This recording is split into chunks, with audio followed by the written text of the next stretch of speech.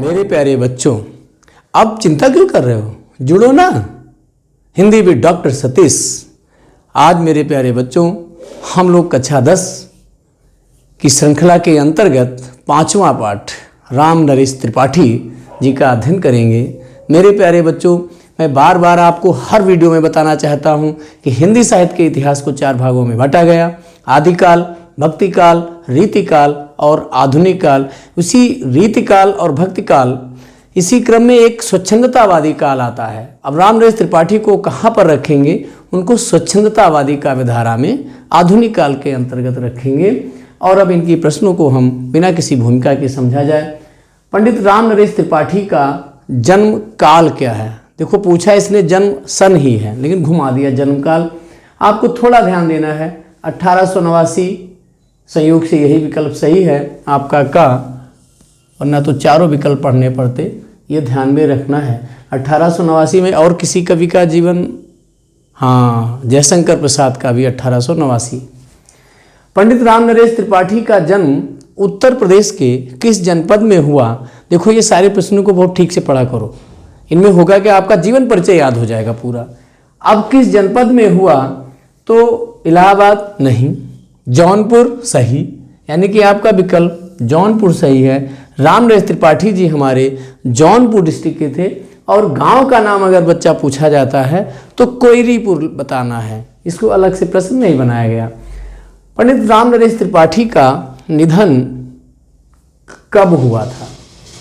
तो 1962 संयोग से यही सही है, का विकल्प ही सही है, वरना हम इन सब पर भी विचार करते।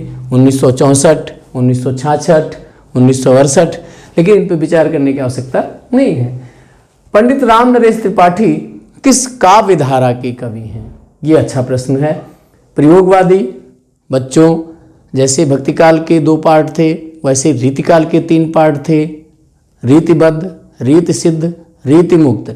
ऐसे ही आधुनिक काल के कई पार्ट हैं। भारतेंदु युग, द्विवेदी युग, छायावाद, प्रगतिवाद, प्रयोगवाद, नई कविता, आ कविता, साठोत्तरी कविता, समकालीन कविता। लेकिन आपको इतना डिटेल जानने की जरूरत नहीं है। तो ये प्रयोगवादी नहीं, अज्ञेय हैं। स्वच्छंदतावादी, वेरी गुड, ये राइट आंसर है, स्वच्छंदतावादी। हम लोग अगले प्रश्न को देखेंगे। मेरे प्यारे बच्चों, पंडित राम नरेश त्रिपाठी वास्तव में बहुत बड़े साहित्यकार हैं, लेकिन ये एक कविता इनको अमर बना दी जिसको प्रत्येक जनमानस जानता है। वो कविता थी स्वदेश प्रेम। अब प्रश्न आपका ये है कि स्वदेश प्रेम कविता के रचनाकार कौन है? तो ये संयोग से पहला विकल्प है राम नरेश त्रिपाठी। बालकृष्ण शर्मा नवीन नहीं है, क्योंकि स्वदेश प्रेम कविता आपके पाठ्यक्रम में आपको एक लाइन भी याद होगी कि विश्वत रेखा का वासी जीता है नित हाफ हाफ कर, और ध्रुव प्रदेश का वासी जीता है नित कांप कांप कर। ये पंक्तियां हम लोग सुनते ही हैं। और ये पंक्तियां किसकी हैं? राम नरेश त्रिपाठी की हैं। किस कविता से हैं? स्वदेश प्रेम कविता से हैं। अगला एक प्रश्न है कि पथिक और मिलन, ये 2 खंड काव्य हैं, इनके रचयिता कौन हैं? माखनलाल चतुर्वेदी नहीं, सुभद्रा कुमारी चौहान नहीं, मीराबाई नहीं, राम नरेश त्रिपाठी। पथिक और मिलन ये किसकी रचनाएं हैं? पंडित राम नरेश त्रिपाठी। और अगला प्रश्न केवल घुमाया है आपको कि निम्न में कौन सी कविता राम नरेश त्रिपाठी की है? पथिक और मिलन आप पढ़ ही चुके हैं, स्वदेश प्रेम आप जान ही चुके हैं, स्वप्न है, मानसी है, कविता कौमुदी है, यानी कि ये सारी रचनाएं हैं। तो चौथा विकल्प है ये सभी। तो आपका उत्तर हो जाएगा ये सभी। एक पंक्ति दी हुई है। पंक्ति कहाँ से? मैं एक कॉमन लॉजिक बताता हूँ। जब कोई कवि होगा, अगर पंक्ति दी है तो आप वही कवि का नाम ध्यान रखिए, दूसरी कविता से आपके यहाँ नहीं पूछी जाएगी। कि देश प्रेम वह पूर्ण क्षेत्र है, अमल असीम त्याग से विलसित। इसका अर्थ भी जान जाओ कि वास्तव में वो जो देश प्रेम है वही एक पवित्र क्षेत्र है, और जिसका विकास ऐसे नहीं होता है, उस पर बहुत त्याग करना पड़ता है। असीम त्याग से वो विकसित होता है देश प्रेम। ये पंक्ति किस कविता से ली गई है? स्वदेश प्रेम, उन्हें प्रणाम, मेरा भारत, हिमालय। तो ये पंक्ति स्वदेश प्रेम कविता से ली गई है। मेरे प्यारे बच्चों, अगला प्रश्न है, विषुवत रेखा के वासी कैसे जीते हैं। अभी मैंने जो 2 पंक्तियां आपको सुनाई थी कि विषुवत रेखा का वासी जीता है नित हाफ हाफ कर, ध्रुव प्रदेश का वासी जीता है नित कांप कांप कर। तो विषुवत वाले में हमको देखना है हाफ हाफ और ध्रुव प्रदेश में देखना है कांप कांप।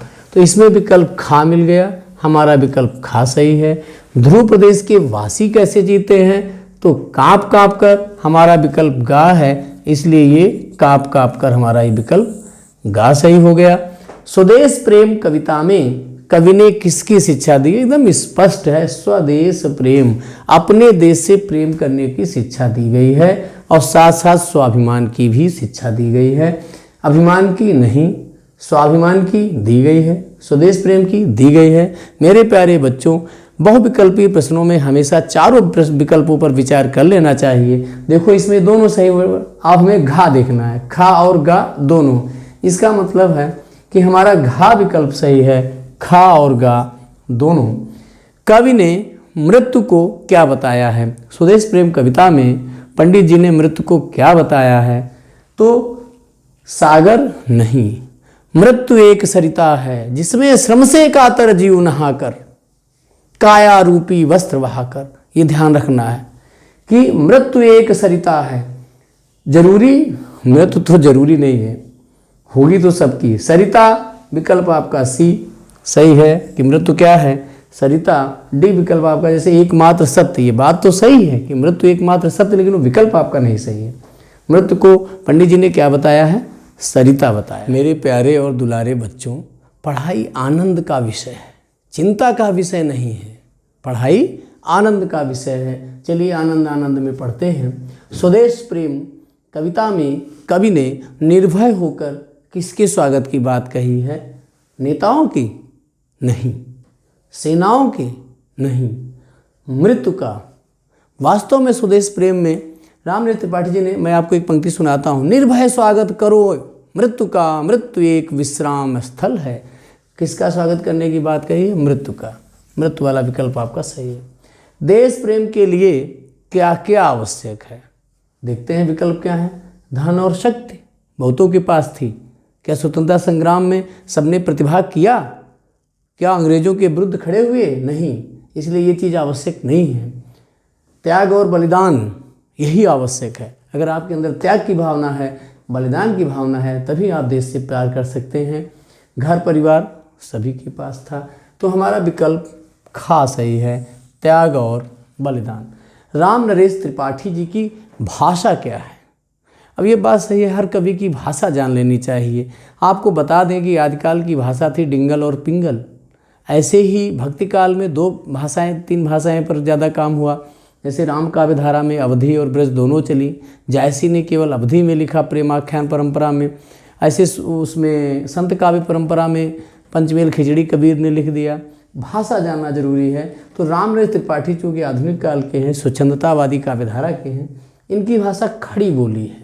क्या है बेटा, खड़ी बोली, इसलिए आपका विकल्प का सही है। मेरे प्यारे बच्चों, आपने इन सब प्रश्नों को सुना, अब इनको आपको ठीक से पढ़ना है, अभ्यास करना है। फिर भी यदि आपको हिंदी विषय से संबंधित कोई समस्या है, कोई प्रश्न है, आप सीधे कमेंट बॉक्स में जाइए और अपना प्रश्न लिखिए। मैं आपकी हर समस्या का समाधान करने की कोशिश करूंगा और मिलते हैं आपसे अगले नए वीडियो के साथ। धन्यवाद।